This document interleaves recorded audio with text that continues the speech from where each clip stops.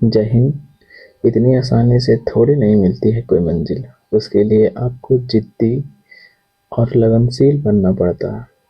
तो आपको उस रास्ते में बहुत सारे कठिनाइयाँ आएगी, लेकिन आपको फिर भी उठ कर के चलना ही होगा। तो चलिए शुरुआत करते हैं और आगे हम बढ़ते हैं। एंशिएंट हिस्ट्री का जो क्वेश्चन प्रीवियस ईयर है, हम यहाँ पे केवल टिक नहीं लगाते हैं, यहाँ पे आपको देखे ही होंगे कि किस तरीके से बताते हैं। मेरा मकसद सिर्फ और सिर्फ क्या है, फर्स्ट रिवीजन करवाना, ताकि आप भूले नहीं, उस चीज़ों को आप पे पकड़ बने हुई रहे। ठीक है, क्योंकि एग्जाम में थोड़ा सा आप मिस्टेक कीजिएगा, आप एग्जाम से बाहर हो जाइएगा। तो चलिए शुरुआत करते हैं। बोला क्या गया है कि चीनी यात्री फाहियान किसके शासनकाल में भारत आया था। सबको पता होगा, हमें भी मालूम है कि क्या इसका आंसर होने वाला है, बट मेरा मकसद है पूरा का पूरा रिवीजन करवाना। देखिएगा, फाहियान की जब बात आ गया है तो देखिएगा, एक वंश था, उस वंश का नाम क्या है, तो कहिए कि गुप्त वंश। अच्छा, गुप्त वंश का स्थापना कोई ना कोई तो किया होगा, तो कहिए कि हाँ, कोई ना कोई तो स्थापना किया होगा, कोई ऐसा व्यक्ति होगा, तो उस व्यक्ति का नाम क्या है, तो कहिए कि श्रीगुप्त। फिर इसके बाद में इसका एक बेटा बनता है घटोत्कच। ये घटोत्कच बनता है। ये दोनों के दोनों की बात हम करते हैं तो ये दोनों के दोनों जो उपाधि धारण करता है, महाराज की उपाधि धारण करता है। किसका उपाधि धारण करता है? महाराज की। घटोत्कच कोई बड़ा काम नहीं किया था, इसलिए इसके बारे में काम को नहीं बता रहे हैं। घटोत्कच की बात कर देते हैं। घटोत्कच के बाद चंद्रगुप्त प्रथम बनता है। इस वंश का सबसे मतलब कि प्रथम विख्यात राजा बनता है चंद्रगुप्त प्रथम। ठीक है, चंद्रगुप्त प्रथम कब बनता है, तो कहिए कि 320 ईस्वी में बनता है। ठीक है, अब 320 ईस्वी में बनता है, यानी राज्याभिषेक करता है, गद्दी पर बैठ रहा है। तो गद्दी पर बैठ रहा है तो तिलक लग रहा है ना। आपका भी तिलक लगेगा जब आपकी सरकारी नौकरी हो जाएगी, या जिस क्षेत्र में आप हो उस क्षेत्र में आप अव्वल आ जाओगे, उस मुकाम को हासिल कर लोगे, आपका भी लगेगा तिलक। तो 320 ईस्वी में क्या होता है कि गद्दी पर बैठता है और एक संवत चलाता है। उस संवत का नाम क्या है, तो कहे कि गुप्त संवत। तो पूछता है कि गुप्त संवत किसने स्टार्ट करवाया, तो यही चंद्रगुप्त प्रथम। ठीक है, अच्छा, फिर इसके बाद में इसका विवाह पूछा जाता है। तो इसका विवाह कहाँ हुआ था, तो एक लिच्छवी की राजकुमारी थी, उसका नाम क्या था, तो लिच्छवी राजकुमारी कौन थी, तो कहे कि कुमार देवी थी। लिच्छवी राजकुमारी कौन थी, कुमारी कौन थी, तो कहे कि कुमार देवी से इसका क्या होता है, तो कहे कि विवाह होता है। किसका विवाह हो रहा है भाई, तो ये चंद्रगुप्त प्रथम का विवाह हो रहा है। अब इसके बाद हम देखते हैं अगला शासक कौन बनता है। अगला शासक बनता है समुद्रगुप्त। ठीक है, समुद्रगुप्त। अब इस समुद्रगुप्त शासक बनता है, समुद्रगुप्त शासक बनता है। फिर इसके बाद की बात कर देते हैं। अच्छा, इसकी हम बात कर देते हैं चंद्रगुप्त प्रथम की उपाधि। तो इसने जो उपाधि धारण करता है, महाराजा धीराज की उपाधि धारण करता है। वो दोनों किसका उपाधि धारण किया था, तो वो दोनों ने उपाधि धारण किया था, केवल महाराज का उपाधि धारण किया था। बट चंद्रगुप्त प्रथम ने उपाधि धारण किया महाराजा धीराज का उपाधि धारण किया। ठीक है, अच्छा, समुद्रगुप्त जब बनता है, ये 335 ईस्वी में बनता है समुद्रगुप्त। ठीक है, समुद्रगुप्त कब बन रहा है, तो 335 ईस्वी में, बट इसका डेट नहीं याद करना, ये सब डेट नहीं पूछे जाते हैं। ठीक है, समुद्रगुप्त की बात कर देते हैं। तो ये दक्षिणावर्त की बात करते हैं। ठीक है, दक्षिणावर्त यानी दक्षिण के जो शासक थे, दक्षिणावर्त के कितने राजा को हराते हैं, तो कहे कि 12 गो राजा को हरा देते हैं। 12 गो राजा को क्या करते हैं, ये हराते हैं समुद्रगुप्त। और आर्यावर्त की अगर हम बात कर देते हैं, तो आर्यावर्त के 9 राजा को हराते हैं। कितने राजा को, तो कहे कि 9 राजा को ये हराते हैं। सब पूछा जाता है, स्टेटमेंट में देकर के पूछेगा। ठीक है, इसने अश्वमेघ यज्ञ करवाया था, इसीलिए इसे अश्वमेघ कर्ता कहते हैं। अश्वमेघ कर्ता। तो पूछता है कि अश्वमेघ कर्ता किसे कहा जाता है, तो समुद्रगुप्त को कहा जाता है। या ऑप्शन में दे देगा कि निम्न में से किस शासक ने अश्वमेध यज्ञ करवाया था, इस तरीके से। ठीक है, अगर हम बात कर देते हैं इसकी उपाधि की, तो इसने उपाधि धारण क्या किया था, तो इसने उपाधि धारण किया था परक्रमांक। फिर उसके बाद में विक्रमांक। ठीक है, विक्रमांक ये उपाधि धारण करता है। और इसका एक और उपाधि है परम भागवत। ये परम भागवत, ये सभी के सभी क्या करता है, ये उपाधि धारण करता है। कौन, तो कहे कि समुद्रगुप्त।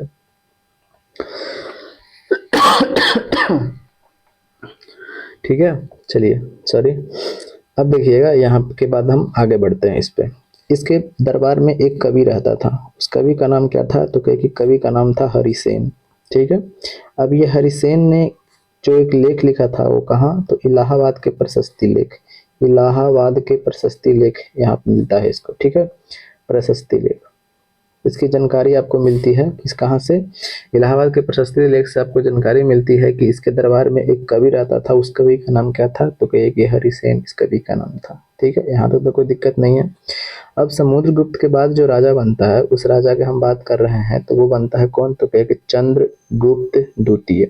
चंद्रगुप्त द्वितीय क्या होता है, राजा बनता है, समुद्रगुप्त के बाद बन रहा है। ठीक है, इसने की बात कर देते हैं, तो इसने उपाधि धारण क्या करता है, इसने सबसे पहले शकों को हराता है। शकों को क्या कर देता है, हराता है, और हराने के बाद में एक उपाधि धारण करता है। उस उपाधि का नाम क्या है, तो कहे कि विक्रमादित्य।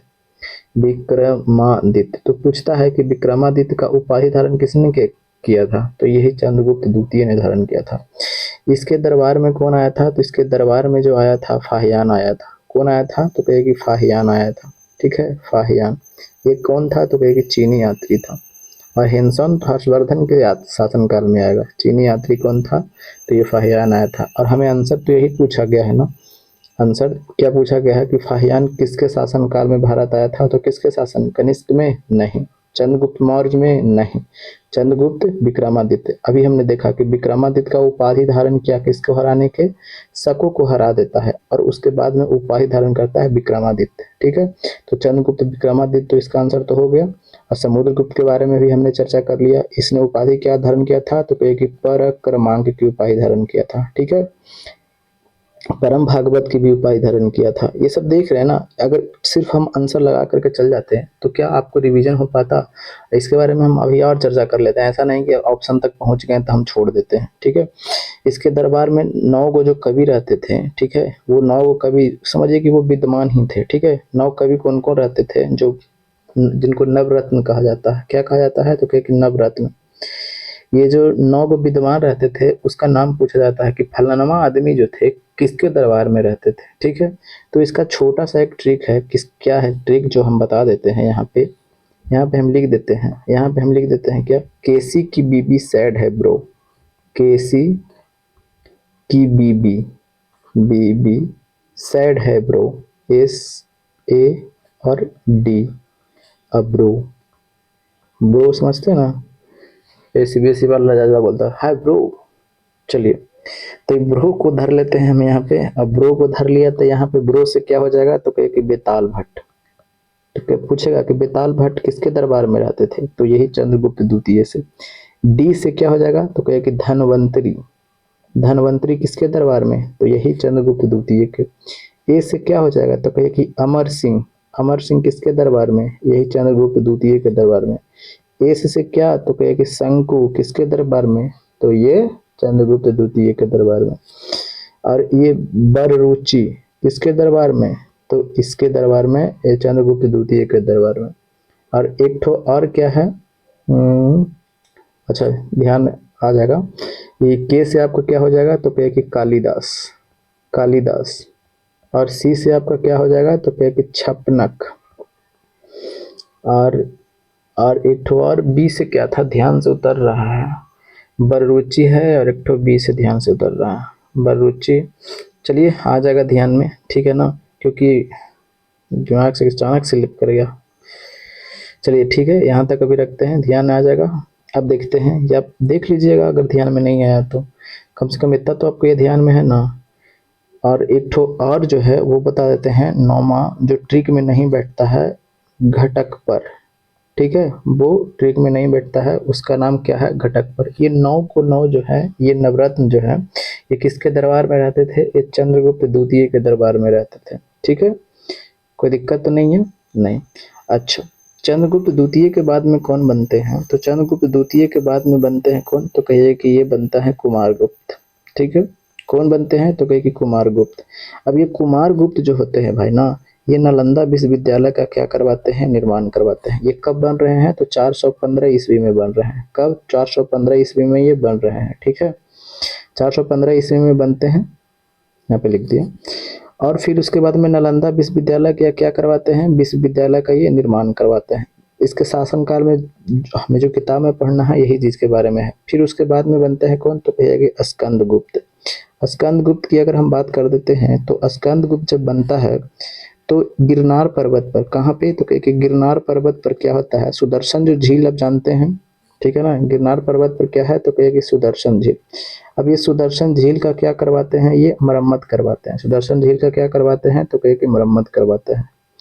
फिर उसके बाद में अगर बात कर देते हैं कि सौराष्ट्र में, सौराष्ट्र कहाँ पड़ता है, गुजरात, आप जानते ही हैं।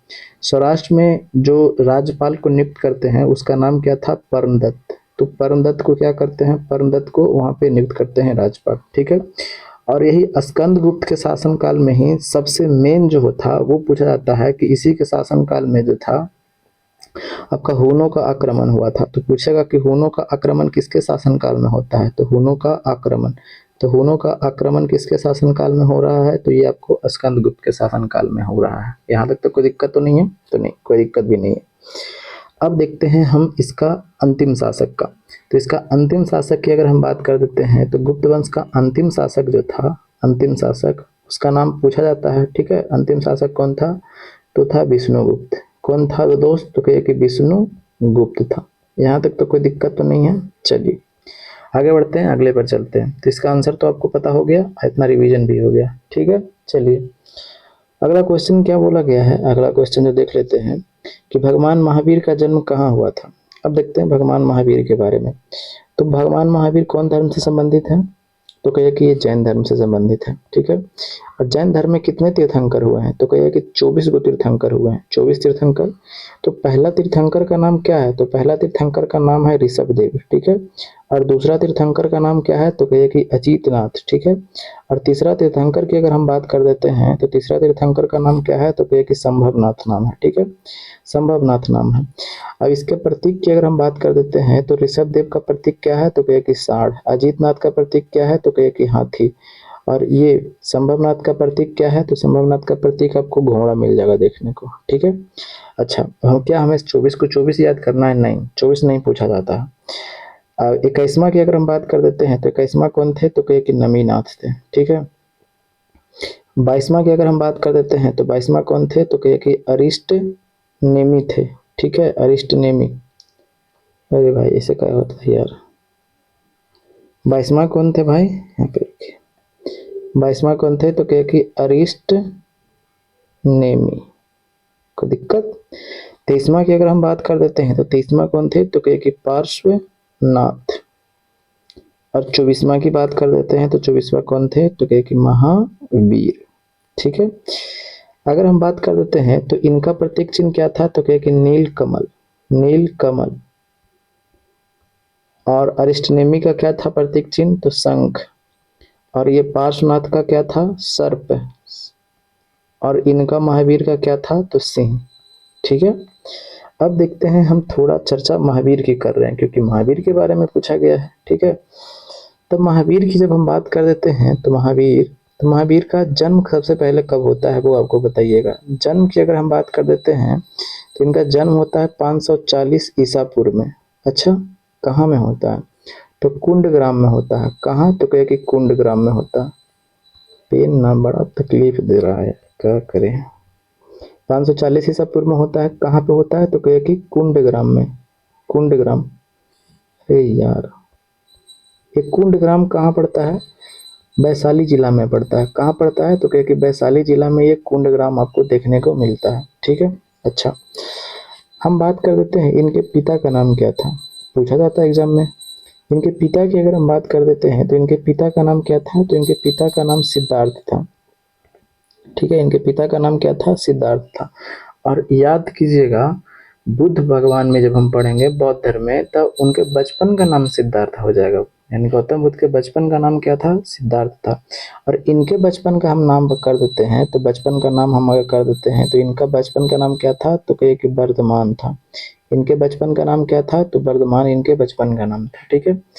पिता की अगर हम बात कर देते हैं सिद्धार्थ, ये कौन से कुल के थे, तो कहिए कि ज्ञात्रिक कुल से थे, ये पूछा जाता है तो ज्ञात्रिक कुल से थे। अच्छा माता की अगर हम बात कर देते हैं तो माता कौन थी, तो माता जो थी ना त्रिशला थी। माता कौन थी, तो कहेगी त्रिशला। ये त्रिशला जो थी ये चेटक की बहन थी। कौन थी, तो कहेगी चेटक की बहन थी। कौन, तो त्रिशला, ठीक है। तो लिच्छवी का जो शासक था ना चेटक, उसकी बहन कौन थी, ये त्रिशला, ठीक है, समझ गए। अच्छा इनकी मृत्यु की अगर हम बात कर देते हैं तो इनका मृत्यु कब होता है, तो 468 ईसा पूर्व में इनका क्या हो जाता है, तो मृत्यु होता है। ठीक है, 468 ईसा पूर्व में। पेन यार इतना तकलीफ दे रहा है ना, क्या बताएं, कोई बात नहीं, देना दीजिए।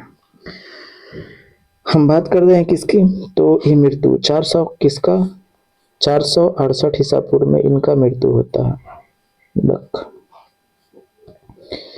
468 ईसा पूर्व में इनका क्या होता है, तो क्या कि मृत्यु होता है। ठीक है, ये मृत्यु कहाँ होता है, तो मृत्यु की अगर हम बात कर देते हैं तो ये मृत्यु होता है पावापुरी में। कहाँ होता है, तो पावापुरी में।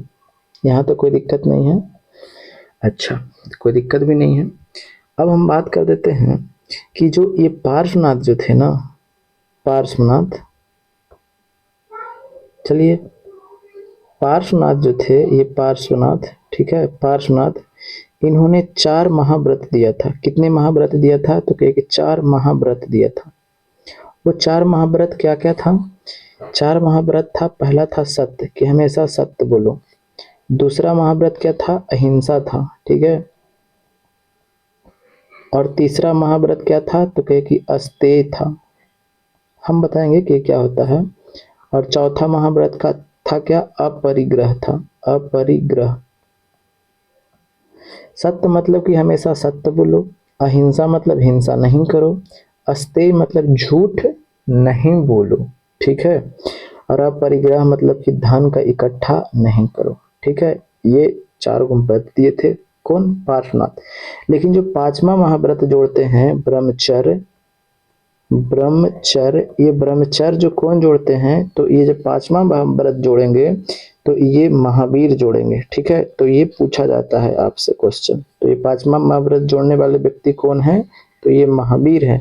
और ये जो आपको तीनों के तीनों यहाँ पे देख रहे हैं, ये चारों के चारों, वो कौन, पार्श्वनाथ। समझ में आ गया। चलिए अब हम आपसे पूछते हैं क्या, कि जो जैन धर्म है, ठीक है, तो जैन धर्म के जितने भी आपको ये तीर्थंकर हुए, ठीक है, तीर्थंकर हुए, तो इसका जीवनी कहीं ना कहीं पे तो लिखा गया होगा।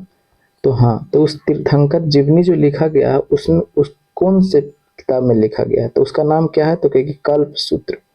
अब आपसे हम एक चीज और पूछते हैं कि ये कल्प सूत्र का कोई ना कोई तो रचना किया होगा, तो कहिए कि हाँ, कौन, तो कहिए कि भद्र बाहु ने इसका रचना किया था। भद्र बाहु ने इसका क्या किया था, रचना किया था। ठीक है, अच्छा अब एक बात और हम आप बता देते हैं कि इसकी एक पुत्री थी, पुत्री का नाम क्या है, तो पुत्री का नाम है अनुज्जा। पुत्री का नाम क्या है, अनुज्जा। और इनका विवाह जो हुआ था जमाली के साथ में हुआ था। ठीक है, चलिए इतना ही रखते हैं क्योंकि है ज़्यादा, हमें मेन मकसद है रिवीजन करना। चलिए अब हम ऑप्शन पर चलते हैं।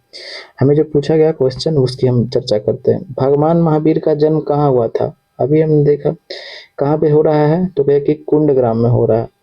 कुंडग्राम में, तो हमने जब आंसर पर नजर दौड़ाया तो देखा कि भाई कुंडग्राम तो है ही नहीं है, लेकिन ब्रैकेट में हमने लिखा था क्या, वैशाली जिला में। ठीक है, तो देख रहे हैं ना, बोध गया में तो ज्ञान की प्राप्ति हुआ था गौतम बुद्ध को, खत्म। राजगीर तो होगा नहीं, वैशाली ऑप्शन नंबर 3 हो जाएगा। ठीक है, चलिए अगले पर बढ़ते हैं। बोला क्या गया है कि चाणक्य किस राजा का मुख्य सलाहकार था। अब हम इसके बारे में सबको पता है, बट मेरा मकसद है रिवीजन करवाना। हर एक बार बोलते हैं कि हम मकसद मेरा है रिवीजन करवाना। अब हम चलते हैं, पहले किसकी बात कर रहे हैं, चाणक्य की बात आ गया है, तो चाणक्य कौन हो जाएगा, तो कहे कि मौर्य वंश। ठीक है, इधर आजा भाई, इधर आजा। देखिए मौर्य वंश की हम बात कर रहे हैं, ठीक है ना, थोड़ा इतना समय चर्चा हो जाएगा। देखिएगा मौर्य वंश की हम बात कर देते हैं, तो मौर्य वंश के संस्थापक कौन है, तो देखिएगा मौर्य वंश के संस्थापक है चंद्रगुप्त मौर्य।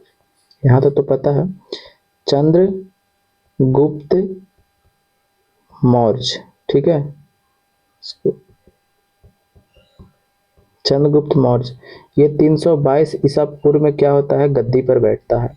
और इसका प्रधानमंत्री बात कर देते हैं, तो इसका प्रधानमंत्री कौन बनता है, तो प्रधानमंत्री जो बनता है वो है कौन, तो कहे कि कौटिल्य। कौटिल्य, ठीक है, जिसको आप विष्णुगुप्त बोलते हैं, विष्णुगुप्त बोलते हैं। ठीक है, पेन नहीं ठीक से चला इसलिए ऐसा हमको लिखना पड़ रहा है। अच्छा फिर इसके बाद हम बात कर देते हैं कि एक जस्टिन नाम का जो इतिहासकार है, कौन है? जस्टिन। जस्टिन, ये जस्टिन ने क्या कहा था कि जस्टिन ने किसकी पहचान, चंद्रगुप्त की पहचान किससे की थी? सेंड्रोकोटस के रूप में की थी। सेंड्रोकोटस, ये पूछा जाता है, सेंड्रोकोटस। लेकिन जो विलियम प्रथम जो था, जोन्स विलियम, यहाँ पे लिख देते हैं जोन्स विलियम, ठीक है। जोन्स विलियम जो था ये सेंड्रोकोटस की पहचान किससे करता है? तो कहे कि चंद्रगुप्त से कर देता है, कि जो आप सेंड्रोकोटस के बारे में जो बता रहे हैं ना, ये विलियम किसको, जस्टिन को कहता है कि जो आप सेंड्रोकोटस के बारे में जो बता रहे हैं ना, वो चंद्रगुप्त मौर्य है। समझ में आ गया? तो इस तरीके से क्वेश्चन काफी ज्यादा पूछे जाते हैं, ठीक है। अच्छा, ये चंद्रगुप्त मौर्य की अगर हम बात कर देते हैं तो एक पुस्तक है क्या? मुद्रा राक्षस। मुद्रा राक्षस। अब आप बताइएगा कमेंट बॉक्स में कि मुद्रा राक्षस के लेखक कौन है, ठीक है, किसके द्वारा लिखा गया था। इसमें मुद्रा राक्षस में किसके बारे में? चंद्रगुप्त मौर्य के बारे में ब्रिसल, ब्रिसल मतलब निम्न कुल का, ब्रिसल शब्द का प्रयोग किया गया है। किसमें? तो कहे कि मुद्रा राक्षस में, ठीक है। अच्छा, और चंद्रगुप्त का विवाह जो होता है, पहले इसकी हम बात कर देते हैं कि 305 ईस्वी में क्या होता है? सेल्यूकेटस के साथ में इसका युद्ध होता है। सेल्यूकेटस के साथ में इसका युद्ध होता है, और ये सेल्यूकेटस की क्या होती है? पराजय होती है। और उसके बाद में क्या होता है कि जब पराजय होती है तो इसकी एक बेटी थी, कौन? कार्निया, ठीक है, कार्निया। और कार्निया का विवाह जो होता है किससे होता है? तो चंद्रगुप्त से विवाह हो जाता है। और चंद्रगुप्त से जब विवाह होता है तो विवाह के फलस्वरूप ये जो है सेल्यूकेटस, जो काबुल, कंधार,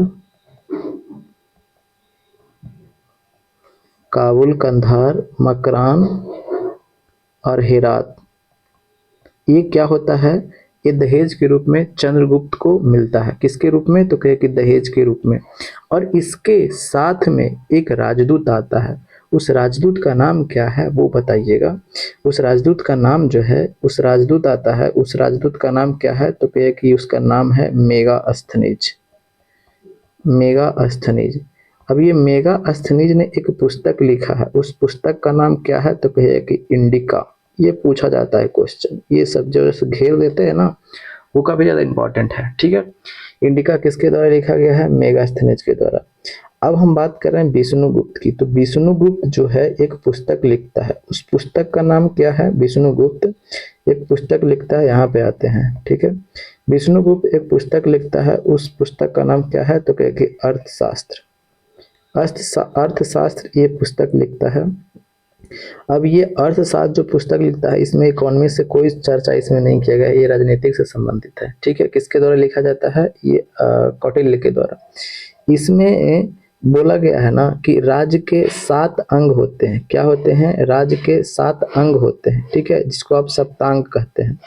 सप्तांग कहते हैं, जिसको आप क्या कहते हैं? सप्तांग कहते हैं। तो 7 अंग कौन कौन है? तो वो पूछा जा सकता है, ठीक है। पहला है कौन? स्वामी। दूसरा की अगर हम बात कर देते हैं, आमत्य। तीसरा की बात कर देते हैं तो जनपद, इधर हम लिख देते हैं, ठीक है। इधर हम क्या लिख देते हैं? जनपद।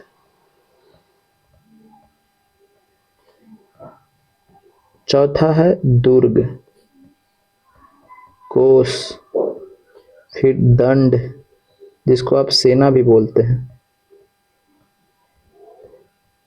और अंतिम क्या है? मित्र। ये है। तो पूछेगा कि जो सप्तांग है, दे देगा ऑप्शन, अब पूछेगा कि निम्न में से कौन सप्तांग नहीं है या कौन है, इस तरीके से दे देगा। तो इसीलिए आपको ये सब याद होना चाहिए, ठीक है। चलिए अब हम आंसर पर चलते हैं। कहाँ पे थे जी? हाँ, चाणक्य किस राजा का मुख्य सलाहकार था? तो किसका था? तो अभी हमने देखा चंद्रगुप्त मौर्य का। ऑप्शन नंबर 3 हो जाएगा, ठीक है। चलिए आगे बढ़ते हैं। पूछा गया क्या? सम्राट अशोक के अधिकतर शिलालेख किस लिपि में लिखे गए हैं? चलिए अब हम यहाँ तक तो चंद्रगुप्त तक तो हमने पढ़ ही लिया था। अब चंद्रगुप्त के बाद हम पढ़ते हैं किसके बारे में, तो चंद्रगुप्त के बाद हम पढ़ते हैं, पीडीएफ तो खाली नहीं हो रहा, कोई बात नहीं, इसे मिटा देते हैं।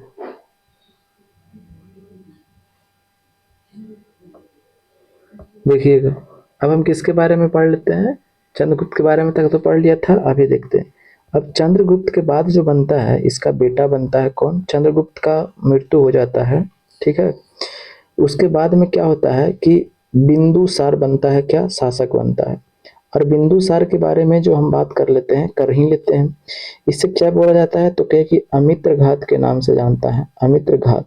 पूछेगा कि अमित्रघात के नाम से किसे जाना जाता है, तो ये, इसे सिंह सेन के नाम से भी जाना जाता है, सिंह सेन, ठीक है। सिंह सेन के नाम से किसे जाना जाता है, तो ये यही बिंदुसार को जाना जाता है, ठीक है।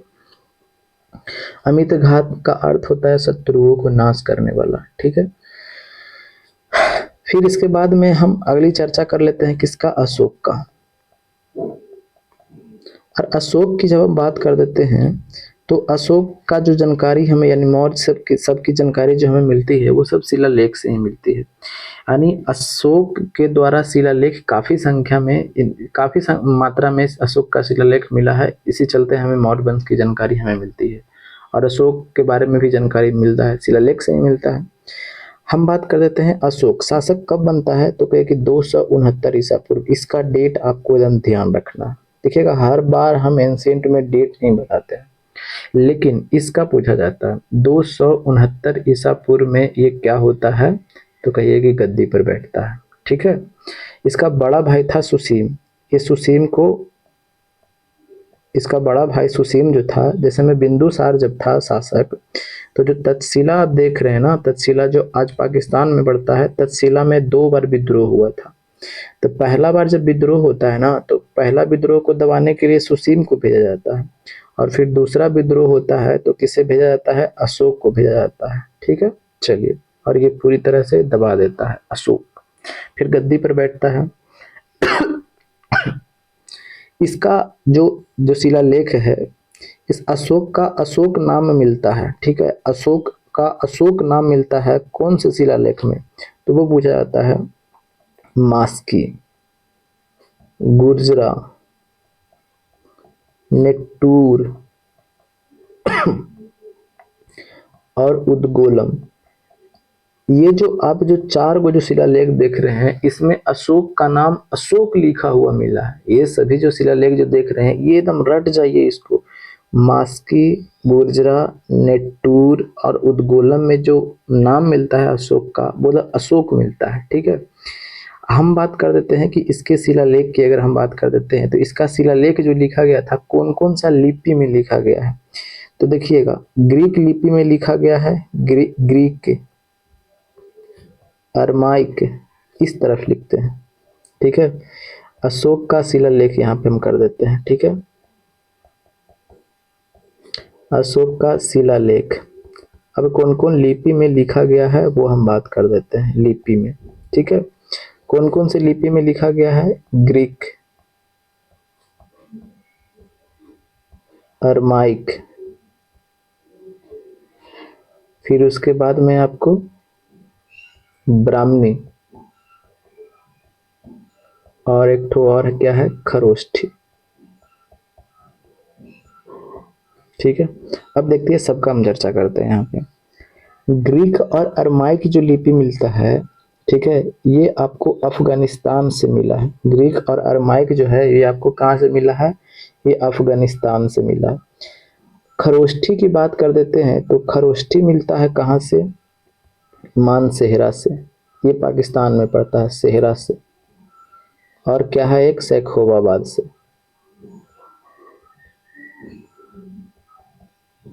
अच्छा, ये खरोष्ठी, ये जो खरोष्ठी लिपि जो लिखा जाता है, सैखोवाबाद ना, शहबाज गढ़ी है, ठीक है। सैखोवाबाद नहीं है, शहबाज गढ़ी है।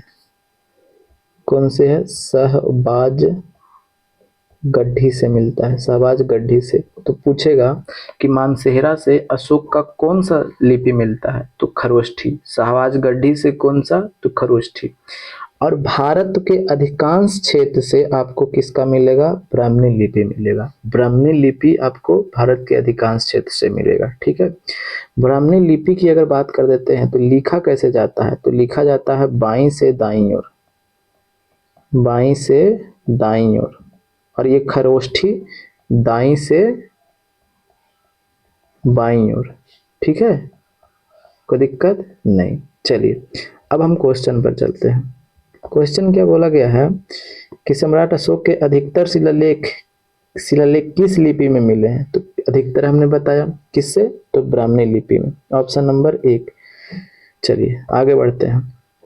नालंदा प्राचीन विश्वविद्यालय का किस वंश के दौरान बनाया गया था, अभी हमने चर्चा किया जब गुप्त पढ़ा रहे थे था कुमार गुप्त बनाया था। केवल वंश पूछा है यहाँ पे, मौर्य नहीं, कुषाण नहीं, पाल नहीं, ऑप्शन नंबर 2, ठीक है।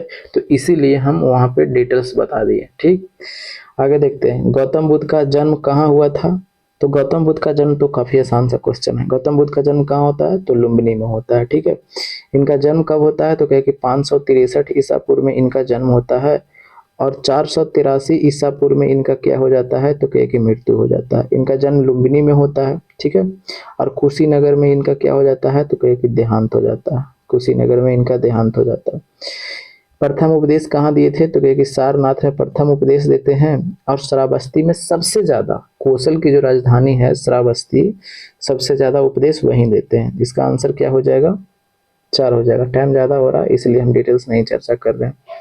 अब देखिएगा, इनमें से कौन सा मगध का शासक नहीं था, शिशुनाग आपको मगध का शासक मिलेगा, तो है। घनानंद को तो हरा कर ही ना बना था चंद्रगुप्त मौर्य, तो मगध का ही है, ये तो है। बिंदुसार ये तो बेटा है चंद्रगुप्त मौर्य का, तो ये भी है। कनिष्क नहीं था, कनिष्क की राजधानी कहाँ थी, पुरुषपुर थी। कहाँ, तो कहे कि पुरुषपुर, पुरुषपुर या पेशावर जिसको बोलते हैं, पेशावर, ये किसका राजधानी था, तो कनिष्क का, ठीक है, कनिष्क का, ठीक है। ये कौन वंश से संबंधित था, तो कहे कि कुषाण वंश से संबंधित था।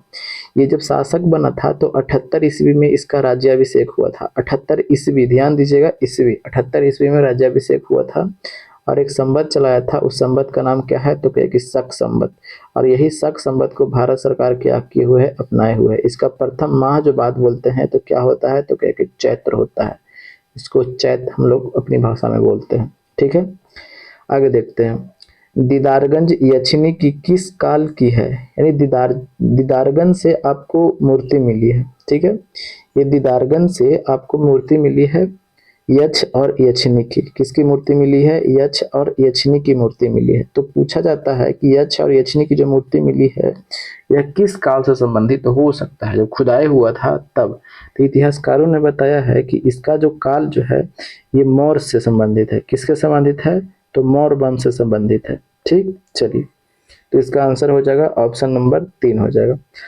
तो यहीं तक था क्वेश्चन। कैसा लगा सेशन के बारे में बताइएगा, कमेंट जरूर कीजिएगा, ठीक है। और नए होंगे तो सब्सक्राइब कर लीजिएगा, ठीक है। इच्छा होगा तो, नहीं होगा तो कोई बात नहीं है। और बताइएगा कैसा लगता है सेशन, ठीक है। और हम यही कहेंगे कि चुपचाप पढ़िए, उनको तो मिल जाएगा सरकारी नौकरी वाला लड़का, रह जाइएगा अपने ठल्ला, ठीक है। अब तो समझ ही रहे हैं कि क्या हाल होगा। तो जय हिंद, जय भारत, वंदे मातरम।